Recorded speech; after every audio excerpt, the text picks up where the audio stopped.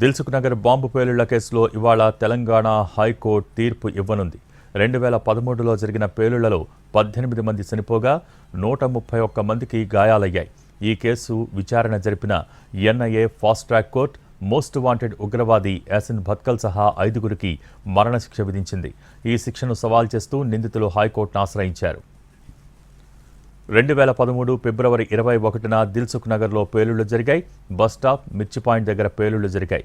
ఈ కేసును దర్యాప్తు చేసిన నేషనల్ ఇన్వెస్టిగేషన్ ఏజెన్సీ ఇండియన్ ముజాహిద్దీన్ ఉగ్రవాద సంస్థ సహ వ్యవస్థాపకుడు యాసిన్ భత్కల్ను ప్రధాన నిందితుడిగా తేల్చింది.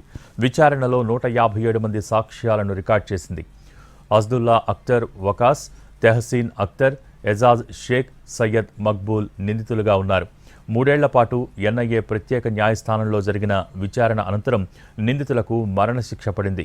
ఈ కేసుతో పాటు పలు ఉగ్రదాడుల్లో కీలకంగా వ్యవహరించిన యాసిన్ భత్కల్ను 2013లో బీహార్, నేపాల్ సరిహద్దులో పట్టుకోగలిగారు.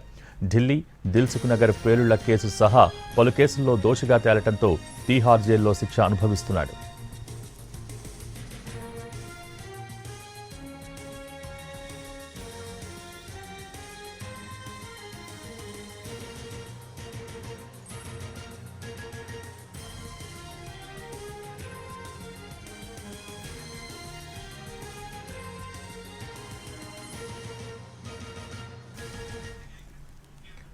ఉరిశిక్ష పడ్డ నిందితుల్లో Asadullah Akhtar alias Haddi, Zia ur Rehman alias Waqas alias Nabeel Ahmed, Mohammed Tahseen Akhtar alias Hassan alias Monu, Yasin Bhatkal alias Shahrukh, Ajaz Shaikh alias Samar, Arman Tunde alias Sagar alias Aijaz Sayyed Shaikh ఉన్నారు.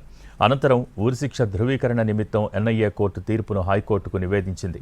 దీంతో పాటు 5గురు నిందితులు కింది కోర్టు తీర్పును రద్దు చేయాలని కోరుతూ అప్పీళ్లు దాఖలు చేశారు. వీటిపై justice K Lakshman, justice P శ్రీసుధలతో కూడిన ధర్మాసనం సుమారు 45 రోజుల పాటు సుదీర్ఘ విచారణ జరిపి తీర్పు వాయిదా వేసింది.